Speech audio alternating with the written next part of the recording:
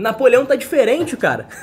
Tudo bem, família? Sou o professor Matheus Viúgue, sou professor do Fator. Tô nas SAPs do Preveste, em Vista Alegre, em São João. Se você não me conhece ainda, né, pós essa pandemia, por favor, vamos se conhecer. Segunda-feira em São João, terça-feira em Vista Alegre. Galerinha, né, pra gente driblar um pouquinho aí essa dificuldade de estar junto presencialmente, a gente vai ter esses modelos de aula gravadas. E na aula de hoje a gente vai falar sobre um tema super relevante pro Enem e super relevante para o UERJ, sobretudo, que se chama Primeira República.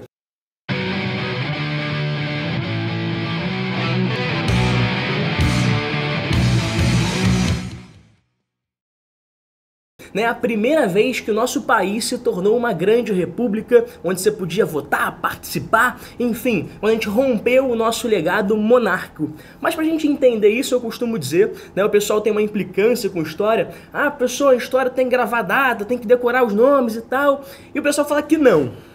E eu defendo que não também. Mas olha, se a história é a ciência dos homens e mulheres no passado, é fundamental que você consiga se localizar no tempo e no espaço. Então, a aula de hoje, Primeira República, a gente começa no ano de 1889 e vai até o ano de 1930. E eu te pergunto, aonde a gente tá? Né? Porque assim, já que o historiador estudou o passado, você sabe, ele é bem extenso, né? São milênios e milênios, o mundo é muito antigo. Mas basicamente a gente tem ali uns recortes que a galera de história faz. Você tem a história antiga, você tem a história medieval, Idade Média, você tem a história moderna, você tem a história contemporânea. Isso é uma ferramenta que nós temos enquanto historiadores de dividir esses períodos extensos em características que eles têm em comum para facilitar a sua vida e facilitar a sua compreensão. Então, estamos falando de 89 a 30, 1889 até 1930. Estamos aonde, galera? Que período que a gente está? Né? Estamos na idade contemporânea. Né? E qual é o marco dessa idade? 1789, 14 de junho, a tomada da Bastilha, a Revolução Francesa. Né? E aí, pós-Revolução Francesa, tem aqueles 10 anos ali de agitação, o mundo inteiro discutindo liberalismo, liberdade, cabeças sendo cortadas, entramos no século XIX. Galera, o século XIX, que é a data, é o século, né, que acontece a nossa proclamação, o nosso golpe de Estado, ele tem alguns conceitos-chave para que você entenda ele. Primeiro conceito-chave, ascensão da discussão das ideias sobre o liberalismo. Segundo conceito-chave, o mundo está dando um segundo passo na etapa capitalista. A gente viu a segunda revolução industrial. Então, industrialização é uma outra palavra-chave do século XIX. Né? Você tem a ascensão de discussões sobre ideias políticas. Você tem a ascensão do socialismo. E no finalzinho do século XIX, você vai ter um movimento de expansão territorial e ideológica chamado de imperialismo. Viúgue, mas beleza.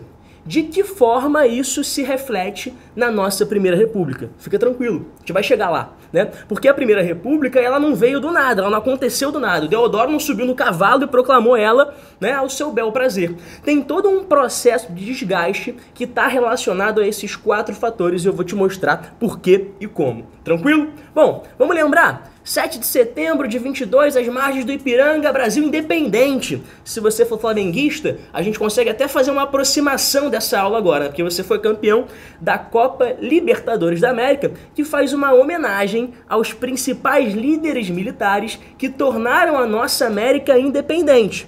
San Martín, Sucre, O'Higgins, no caso brasileiro, Dom Pedro. Olha a influência das ideias liberais de um mundo pós-Revolução Francesa atravessando o oceano, saindo do velho continente e chegando aqui à América Latina. O nosso processo de independência, portanto, está completamente ligado às ideias liberais que frutificam, que florescem no século XVIII. E você tem ali um primeiro reinado conturbado, a gente tem uma deposição ali, uma fuga, né, de Dom Pedro, a abdicação do trono, a gente entra num período regencial e a gente chega finalmente ao segundo reinado. Cara, vamos para exatas agora, vamos sair um pouco de humanas, matemática é simples. 22 a 31, que é quando Dom Pedro I fica no poder, são 9 aninhos. 31 a 40, 1831 a 1840, período regencial, mais 9 aninhos.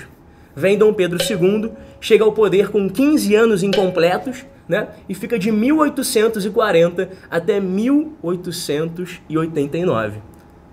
Matemática simples. O pai dele ficou 9. Ele ficou 49 anos no poder. O que você consegue extrair daí? O segundo reinado, ele é muito mais estável politicamente do que o primeiro reinado, né? Dom Pedro II, muito mais habilidoso, com uma nova conjuntura política e econômica, sabe aproveitar muito melhor que o seu pai. E aí você começa a se questionar, caramba, Vilg, então esse cara ficou 49 anos no poder, como é que ele cai em 15 de novembro de 89? Quais são os momentos, os percalços que ele atravessa até a monarquia, de fato, deixar de existir no Brasil? Bom, a gente vai chegar à segunda metade do 19, o Império já tinha sido estabilizado, mas agora tem uns fatos importantes para você saber, e um deles se chama Guerra do Paraguai. O Brasil participa de uma guerra entre 1864 a 1870, né? Uma guerra muito sangrenta. O exército brasileiro dizima bastante vidas, quase a população paraguaia inteira, vão sobrar mulheres, idosos e crianças, a população masculina paraguaia é quase dizimada. E dessa guerra, o Brasil sai com um saldo econômico muito ruim. Mas, em contrapartida, sai com um saldo militar muito forte. A instituição Exército Brasileiro, pós-Guerra do Paraguai, sai muito bem vista pela sociedade. Afinal, os filhos da pátria foram para um outro país defender a nossa bandeira, defender a nossa liberdade. Fica ligado, vai ser até novela da Globo daqui a pouquinho, né? E então eles chegam ao Brasil com o status de herói e querem ser mais valorizados. Então você vai ter um problema entre o Império Brasileiro, que não valoriza uma instituição que pós-Guerra do Paraguai quer ser valorizada. Os meninos, os jovens, agora eles querem fazer carreira militar, eles querem estudar nas escolas militares, sobretudo uma escola muito famosa, a Escola Militar da Praia Vermelha, que tem um cara como professor, um militar, chamado Benjamin Constant. Lembra que eu falei sobre a ascensão de novas ideologias, socialismo, né? Também tem uma muito famosa e muito importante para o Brasil, chamada positivismo, né? O Benjamin Constant, ele é um positivista, um militar positivista que dava aula na Escola Militar da Praia Vermelha, divulgando esses ideais construídos por um cara chamado Augusto Conte, né?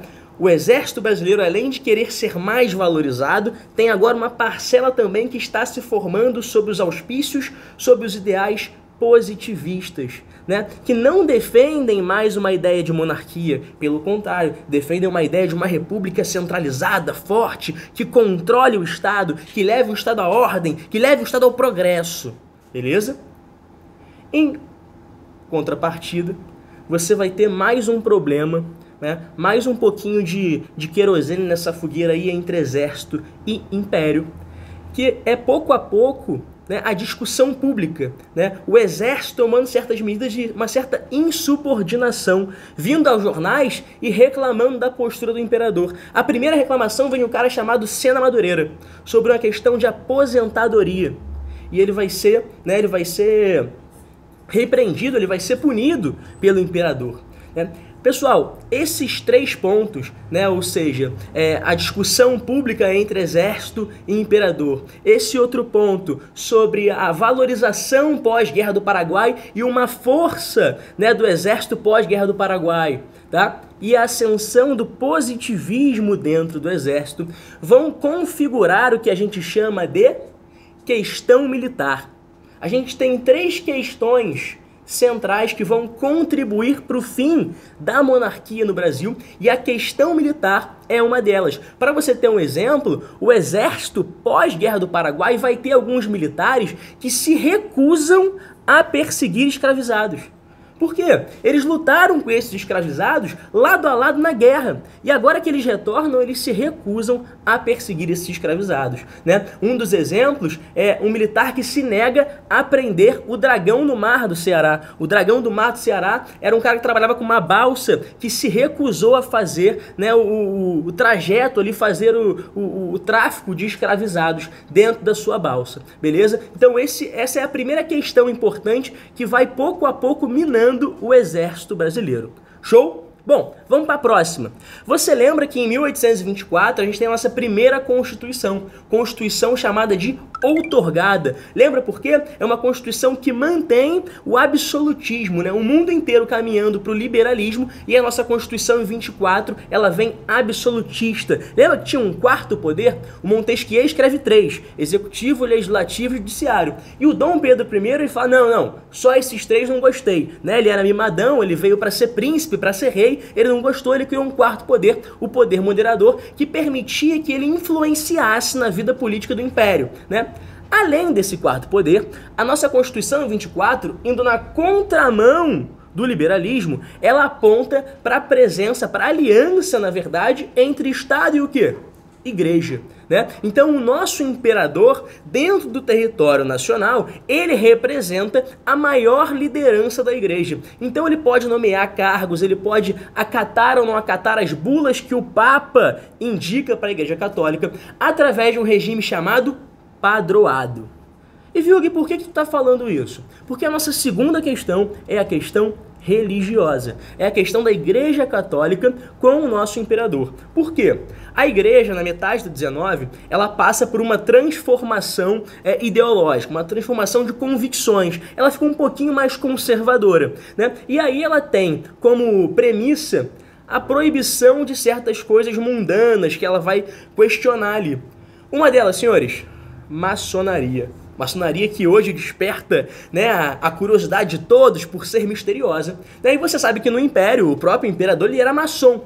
E a igreja solta uma bula proibindo a participação de maçons dentro da igreja. Bom, isso vai gerar uma grande polêmica, né?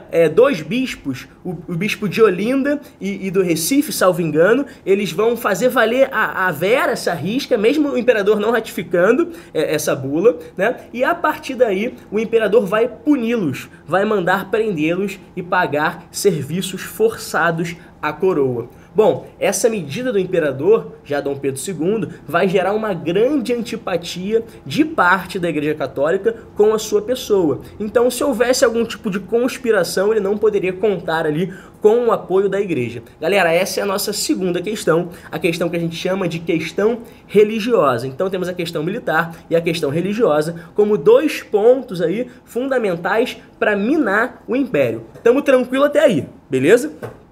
Bom, agora a gente vai chegar a um ponto mais sensível da aula, tá? Um ponto muito importante, que vai falar sobre a escravidão, né? Você sabe, você já viu Colônia, você viu todo esse desenvolvimento aí a partir de 1500. O Brasil, ele, enquanto colônia da América Portuguesa, ele teve como sua principal mão de obra, né, os braços e os pés dos senhores, nas palavras de um grande jesuíta, né, eram os escravizados dentro dos engenhos, na mineração, nas lavouras, dentro de casa. A escravidão é o grande modelo produtivo adotado por Portugal na colônia. E aí vem a independência, vem 22, e na nossa Constituição de 24 não há nada que toque, que fale, que mencione a escravidão.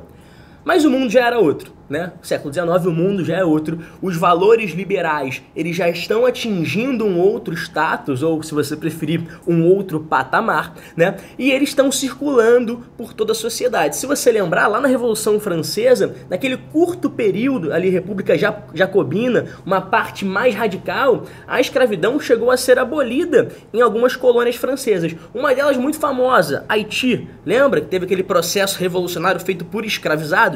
Então, bom, o liberalismo condenava a escravidão. E um dos maiores defensores da liberdade individual, né, liberdade de trabalho, liberdade de ir e vir, era a maior potência à época chamada Inglaterra. E você lembra que quando a família real vem fugindo de Napoleão em 1808 para o Brasil, ela vem escoltada por essa Inglaterra, essa potência econômica, potência dos mares, né? E faz um tratado aqui, um tratado de amizade e aliança em 1810. Galera, já nesse primeiro tratado, a Inglaterra apontava para que o Brasil reduzisse o tráfico de escravizados. Perceba, não é acabar com a escravidão, é reduzir o tráfico. A Inglaterra continua com esse tipo de pressão, continua no cangote do Brasil para que isso termine. E em 1831 você tem mais uma lei, que você conhece. É aquela lei famosa, lei para inglês ver. Percebam, senhores, a partir de 1831, o tráfico de escravizados no Brasil, ele já é condenado, ele já é ilegal, tranquilo? A partir daí, você vai continuar na sociedade brasileira com discussões acerca do tráfico. Até que em 1850, com muita pressão inglesa, você vai ter a Lei Eusébio de Queiroz. Galera, o que é importante? Na primeira metade do século XIX, 1810, 1831, até a Lei Eusébio de Queiroz, o que é discutido na sociedade brasileira? Se o tráfico de escravizados é algo legal ou não legal, no sentido da legislação, tranquilo? Então a discussão na primeira metade do 19 é sobre legislação, sobre legalidade. É legal traficar ou não traficar? Em 1850, você põe ao fim o tráfico com a Lei Eusébio de Queiroz. Por que eu estou te falando isso? Porque é uma mudança sensível no mundo brasileiro. Como assim, Vilg? Cara, se a tua principal mão de obra é de escravizados e você acaba com o tráfico de escravizados, o que vai acontecer? Uma hora você não vai ter mais essa mão de obra. Então, 1850 é um grande ponto de transformação do modelo produtivo, porque você vai ter que começar a pensar em alternativas de trabalho para essa sociedade. E repara só, se você pensar nos grandes produtos brasileiros que eram exportados para a Europa, você vai ter na colônia ali o açúcar, depois você vai ter a mineração. No século XIX, já pós-regência, então 1830, 1840, já dentro do Segundo Império, qual é o nosso principal produto de exportação? Né? Esse compromisso do Brasil de abastecer o mercado exterior. O café, galera. Né? O Vale do Paraíba, no Rio de Janeiro, ali Valença, né? E depois essa extensão até o Oeste Paulista, o café é o nosso principal produto. E quem é que produz o café? Quais são as mãos que plantam, as mãos que colhem o café? É a mão de obra escravizada, tá? Então o café é nosso principal produto e os detentores, os barões do café, a nossa principal elite econômica e política. E você pode pensar, né, que essa galera não tá o quê? Satisfeita com essa política, que pouco a pouco vem sendo implantada, né, com uma pressão externa inglesa. A partir da segunda metade do 19, a discussão sobre a escravidão ela muda de figura. Por quê? Ela para de falar sobre o tráfico e agora ela passa a falar sobre a ética, a moral. É ético e moral você escravizar uma pessoa? A discussão já passa a ser sobre isso. Beleza? E essa discussão, galera, ela vai estar acontecendo por toda a sociedade brasileira, tá? Não é uma discussão que está restrita ao Império, né? Os sambas enredo, às vezes, eles acabam cristalizando certas imagens, né? Por exemplo, o samba da Imperatriz, de 89, Liberdade, Liberdade, toca, tu já abre os braços, já se emociona, já quer cantar, né? Ele fala, né? A Isabel, a heroína que assinou a lei divina. Esse samba, por exemplo, está exaltando muito o papel da Isabel enquanto autora da Lei Áurea de 88. Quando, na verdade, você tem todo um processo de disputa social pela abolição da escravidão que não vem somente de setores da elite. Porque, em primeiro lugar, o cara que está resistindo, o cara que está lutando pela própria liberdade é o escravizado. Então, o protagonista da sua luta é ele mesmo, né? Se você lembrar da colônia, quantas fugas você não estudou? Quantos quilombos você não estudou? Claro, Palmares é o mais famoso. Então, a luta pela liberdade, ela é algo que tem que ser dado o protagonismo ao próprio escravizado. Esse é o ponto principal que a gente tem que destacar. Mas a própria sociedade também começa a se organizar em grupos, em sociedades civis, para discutir, né, sobre o fim da escravidão. Você vai ter eventos, comícios, né, para arrecadar dinheiro, para comprar alforrias, você vai ter associações que vão abrigar libertos, você vai ter grupos que vão começar a incentivar a fuga de escravizados, e toda essa mobilização social que a gente vai chamar de abolicionismo avant la lettre, como disse a historiadora Ângela Alonso, ela vai ter uma repercussão no Estado Imperial, né? Porque em 1850 você tem ali a Lei Eusébio de Queiroz, fim do tráfico. Em 71, 21 anos depois, você tem a Lei do Ventre Livre, ou seja, o filho de uma escravizada até os 8 anos, ele fica sobre a posse do senhor, mas depois dos 8 anos ele pode ser comprado, ele pode, né, receber uma indenização do Estado, esse senhor, né, para que o menino seja livre, ou a menina, né, ou então ele vai ficar até os 21 anos, mas depois dos 21 anos ele vai ter a sua liberdade. É uma lei, né, que visa ao mesmo tempo responder um anseio da sociedade, né, de uma pressão social, mas ao mesmo tempo o que ela faz? Ela posterga, né, a abolição. Eu costumo dizer, a gente usa um termo para a ditadura militar, que é a abertura do regime, que é a abertura lenta, gradual e segura. E eu gosto muito de usar esse termo para falar de abolição, que é uma abolição lenta, gradual e super segura para as nossas elites. É só você relembrar comigo que a gente começa a falar sobre tráfico lá em 1810. Aí você tem uma lei em 31, você tem outra lei em 50, você vai ter uma lei em 71,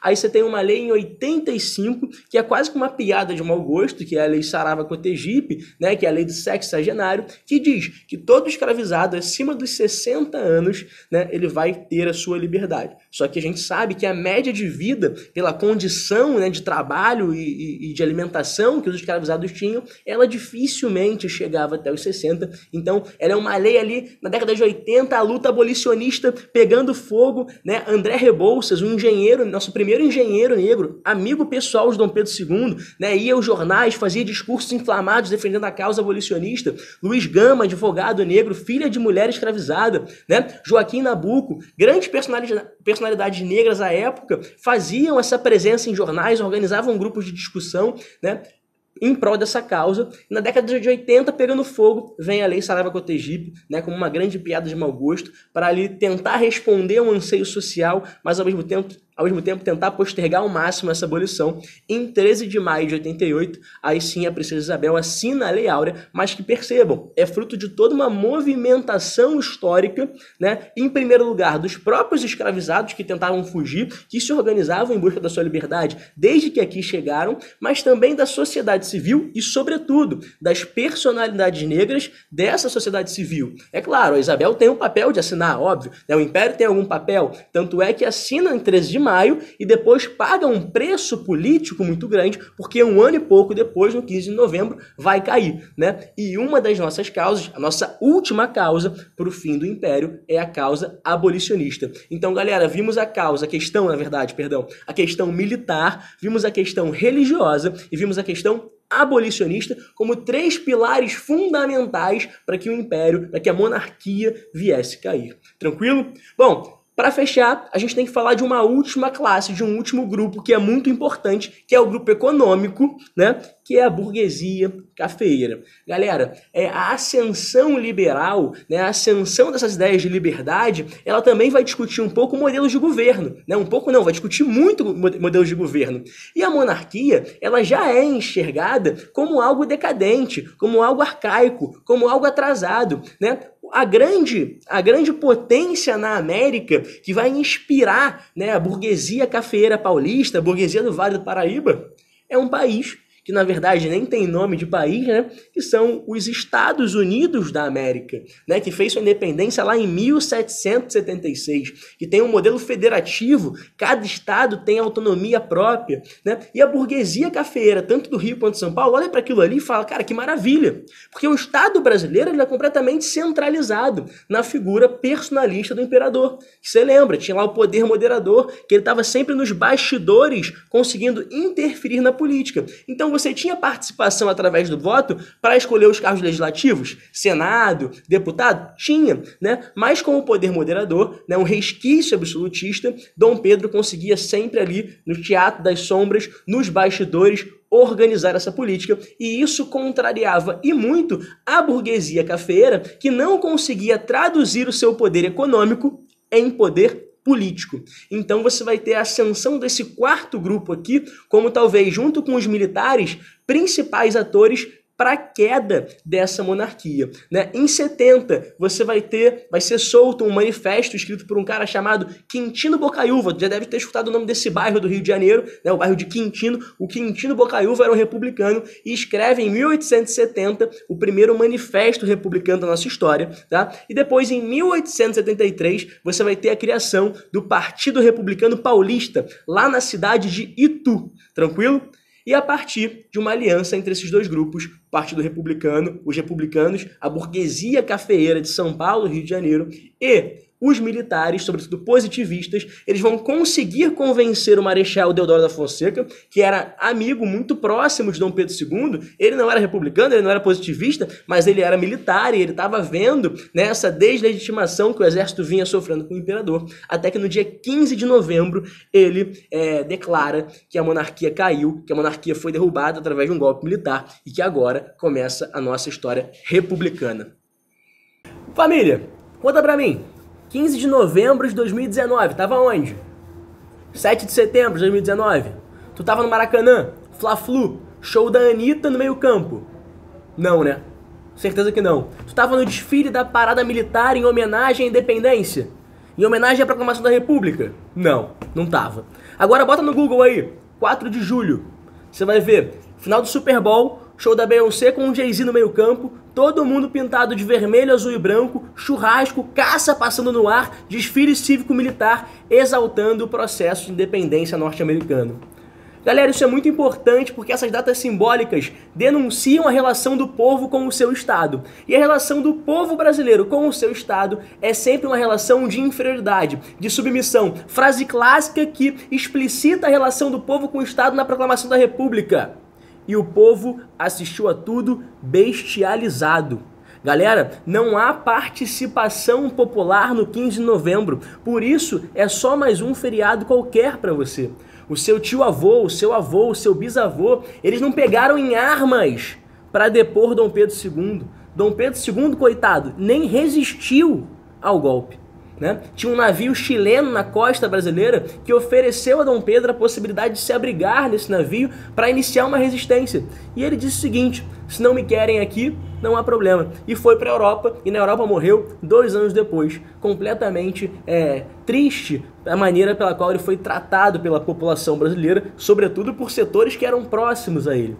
Ou seja, nem o nosso 15 de novembro, nem o nosso 7 de setembro, você tem uma grande participação, uma grande comemoração, porque nesses dois processos houve quase nenhuma ou nenhuma participação popular. A nossa proclamação da República do 15 de novembro, portanto, é obra dos grupos burgueses cafeeiros de São Paulo e do Vale do Paraíba, junto com essa nova onda militar positivista. Tanto é que o nosso presidente era um marechal do Exército. O nosso primeiro presidente é o Deodoro da Fonseca, que proclama a República, né, lá no Campo de Santana, e que vai ficar de 1889 até 1891 no governo, né? Na primeira fase, um governozinho provisório, e de fato, como presidente, a partir de 1891, né, ele convocou uma Assembleia Constituinte e a gente vai ter a nossa primeira Constituição Republicana. E aí, cara, olha que legal, olha essa relação Estado brasileiro com o povo.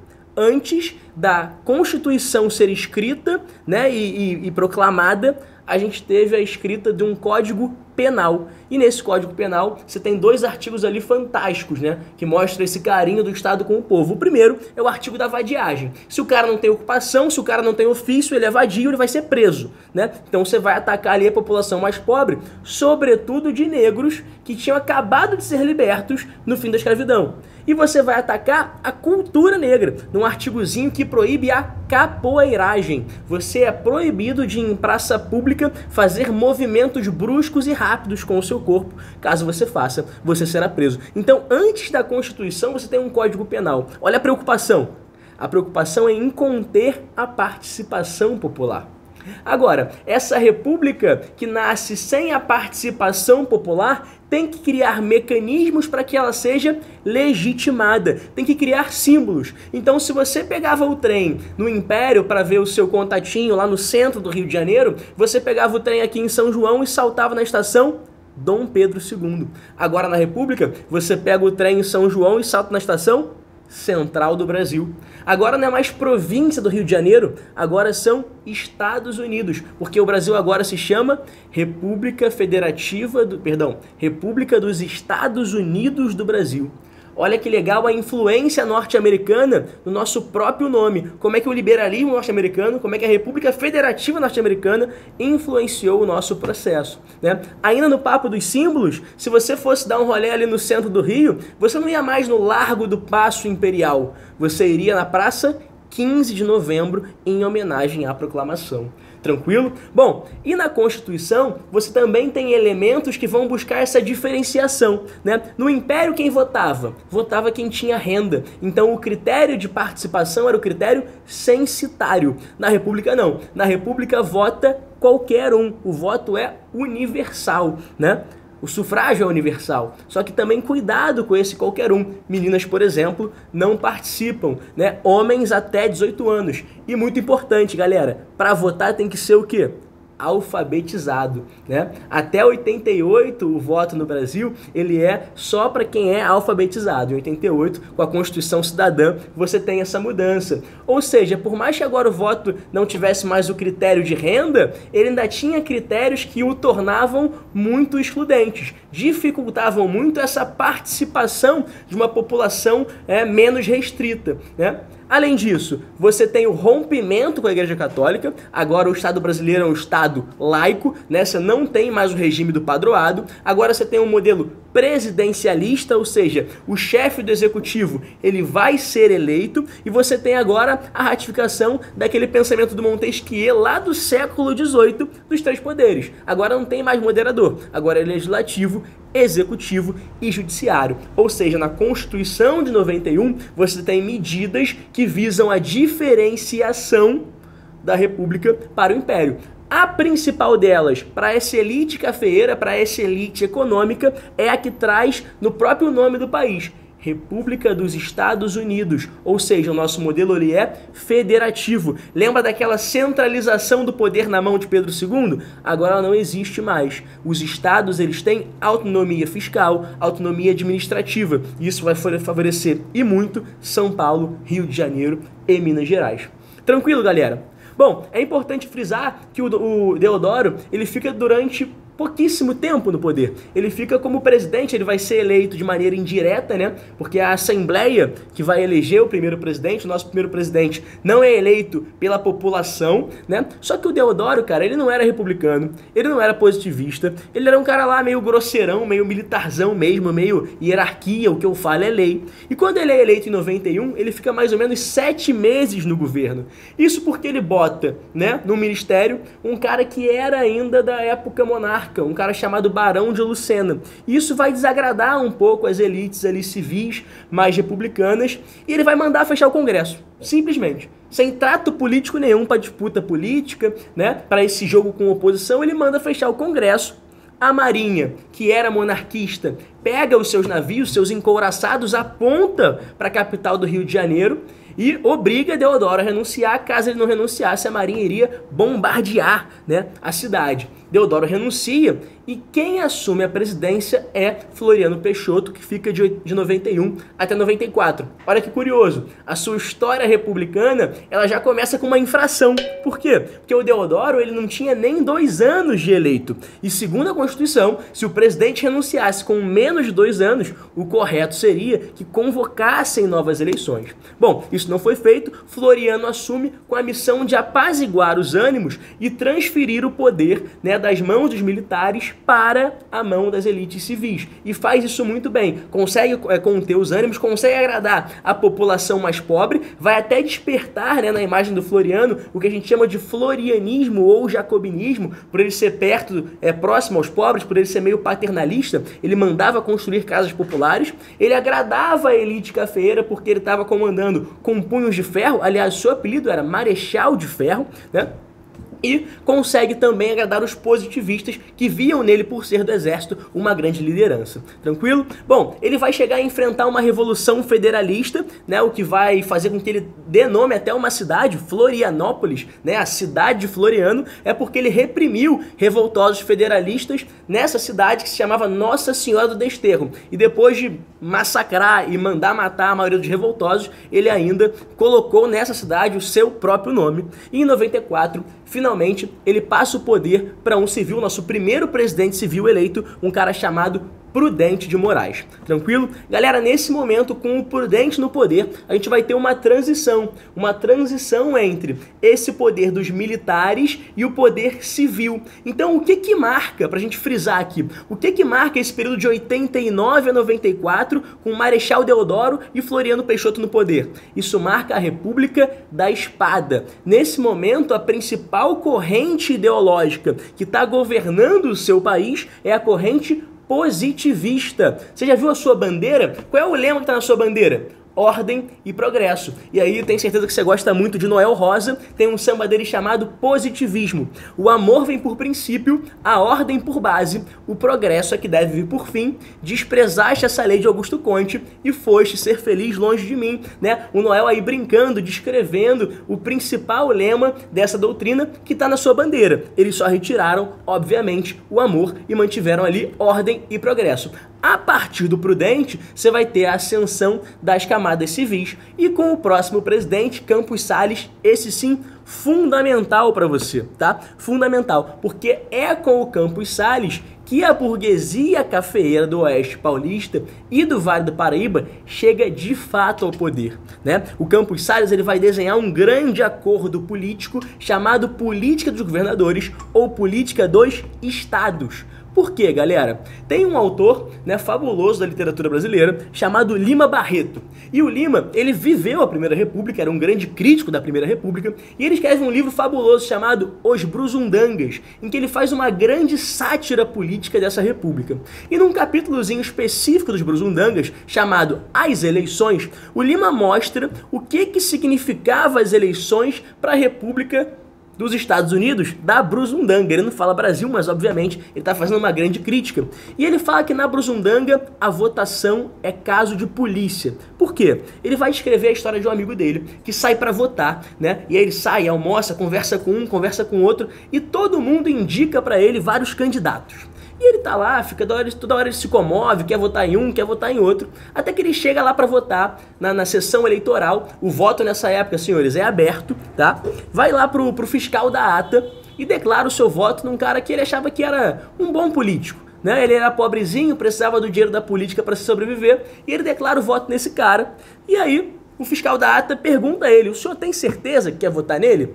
E ele: não, confirmo meu voto nesse candidato, tudo mais. O fiscal da ata vai lá, assina o voto e ele sai. E aí ele descreve a cena, desde que ele chegou, ele fala que tem vários capangas que ficavam manuseando facas e armas e olhando para ele como tentativa de intimidá-lo. E aí quando ele sai da votação, ele continua olhando para esses caras e eles dão um pau neles, agridem, socam, batem, e ele vai parar no hospital. E aí quando ele chega em casa, a mãe dele fala: filho, o que é isso? Tá tudo machucado, o que houve?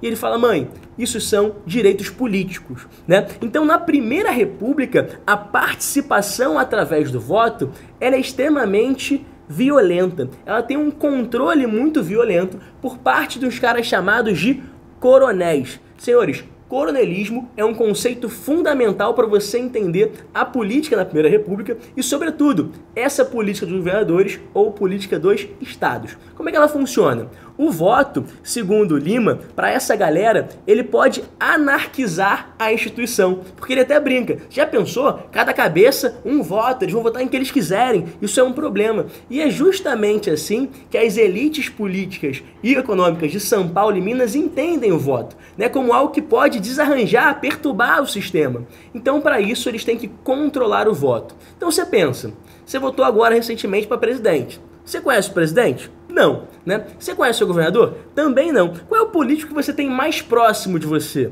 Talvez ali um vereador, o poder local que de fato é o próximo de você. E na Primeira República, quem representa o poder local, né? Na construção histórica brasileira, desde a colônia até o Império, quem representa o poder na localidade regional? É o coronel. É o cara que tem o poder bélico, é o cara que tem o poder, o capital político, e às vezes você está doente, você precisa de um remédio, esse coronel te dá esse remédio. Às vezes tem um moleque prodígio que é muito inteligente, quer estudar na capital, o coronel tem meios de fazer com que ele vá estudar na capital. Então o coronel ele tem um curral eleitoral. Através de uma relação clientelista de pessoas que precisam dele, ele consegue estabelecer um curral eleitoral que vai votar exatamente no candidato que ele pedir, né? Ele pode pedir nessa relação clientelista, ou ele pode fazer, igual aconteceu com o nosso amigo Lima Barreto, e fazer a coerção para que esse cara vote em quem ele quer, que é o que a gente chama de voto de cabresto. Cara, a situação eleitoral na Primeira República, ela tem coerção, ela tem violência, ela tem muita fraude, porque morto vota, por exemplo, né? Eles pegam lá assinaturas dos mortos, vão lá nos cemitérios, né? E, sobretudo, tem a relação do curral, né? Tem a relação clientelista.